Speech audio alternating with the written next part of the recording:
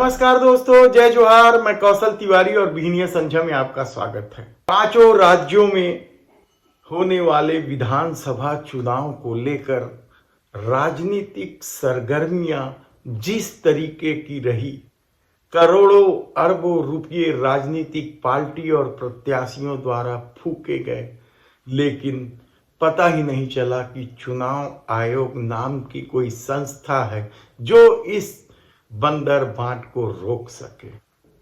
लेकिन छत्तीसगढ़ में कांग्रेस की सरकार बनना निश्चित हो गया है और मुख्यमंत्री कौन होगा इसे लेकर बड़े सवाल उठने लगे हैं। यह सवाल इसलिए उठ रहा है क्योंकि केंद्रीय नेतृत्व ने कह दिया था कि सामूहिक नेतृत्व में चुनाव होगा। हालांकि यदि आप पूरे चुनाव अभियान को देखेंगे तो पाएंगे कि चुनाव छत्तीसगढ़ के मुख्यमंत्री भूपेश बघेल के चेहरे से ही लड़ा गया। भारतीय जनता पार्टी नरेंद्र मोदी के चेहरे पर लड़ रही थी, यानी लड़ाई मोदी वर्सेस भूपेश बघेल रहा छत्तीसगढ़ में। लेकिन अब जब कांग्रेस फिर से सत्ता में आ रही है तो एक नया सवाल या एक नया बखेड़ा शुरू हो गया है कि मुख्यमंत्री कौन होगा। कई दावेदार हैं, जिसमें सबसे बड़े दावेदार के रूप में टीएस बाबा यानी भूपेश सरकार के उप मुख्यमंत्री रहे टीएस बाबा ही सबसे बड़े दावेदार बताए जा रहे हैं। हालांकि भूपेश बघेल मुख्यमंत्री नहीं बन पाएंगे, यह कहना बेहद ही मुश्किल भरा काम है, क्योंकि पूरा चुनाव मुख्यमंत्री भूपेश बघेल के नेतृत्व में ही लड़ा गया है। तब दूसरा नाम सामने क्यों आ रहा है? यह नाम कौन ला रहा है? क्या महत्वाकांक्षी नेता और उनके समर्थक एक नया खेल खेल रहे हैं? सवाल आप कई उठा सकते हैं, लेकिन हकीकत तो ये है कि छत्तीसगढ़ के मुख्यमंत्री भूपेश बघेल की दावेदारी सबसे मजबूत है और सत्ता में आते ही वे ही मुख्यमंत्री बनेंगे, इसमें किसी को संदेह नहीं होना चाहिए। लेकिन राजनीतिक गलियारों में जो अटकलें हैं उसके अनुसार टीएस बाबा बनेंगे और कहा जा रहा है इसकी बड़ी वजह यह है कि पिछले कार्यकाल में ढाई साल का समझौता होने के बाद भी टीएस बाबा मुख्यमंत्री नहीं बन पाए थे और उनकी नाराजगी को देखते हुए आखिरी क्षणों में यानी आखिरी साल में उन्हें उप मुख्यमंत्री बनाकर शांत किया गया था। और चर्चा इस बात की भी है कि उन्हें आश्वासन दिया गया था कि कांग्रेस सत्ता में आई तो उन्हें मुख्यमंत्री बना दिया जाएगा। इस चर्चा की कितनी सच्चाई है कहना बेहद मुश्किल है, लेकिन टीएस बाबा खुद अंबिकापुर में फंसे हुए हैं। वे वहां से चुनाव लड़ रहे हैं। उनके खिलाफ भारतीय जनता पार्टी ने कभी उन्हीं के समर्थक रहे राजेश अग्रवाल को टिकट दिया है और चुनाव बेहद दिलचस्प हो गया है। लेकिन सबसे बड़ा सवाल तो ये है कि क्या सचमुच कांग्रेस मुख्यमंत्री बदल देगी और टीएस बाबा को मुख्यमंत्री बना देगी? ये बेहद ही महत्वपूर्ण सवाल है। हालांकि यह केवल अटकलें हैं। राजनीति के जानकारों का कहना है कि टीएस बाबा कम से कम सत्ता आते ही तो मुख्यमंत्री बनने से रहे। उन्हें मुख्यमंत्री नहीं बनाया जाएगा। इसकी कई वजह है।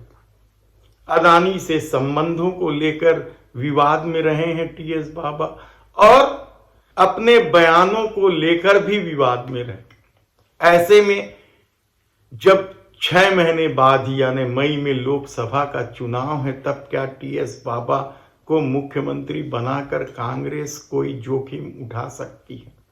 राजनीतिक जानकारों का कहना है कि यह संभव नहीं है। तब यदि भूपेश बघेल को बदलने की बात हो रही है तो दूसरा दावेदार चरणदास महंत का नाम आ रहा है, लेकिन वे भी शक्ति विधानसभा क्षेत्र में बुरी तरीके से फंसे हुए हैं। इसके अलावा भी कई सारे नाम हैं।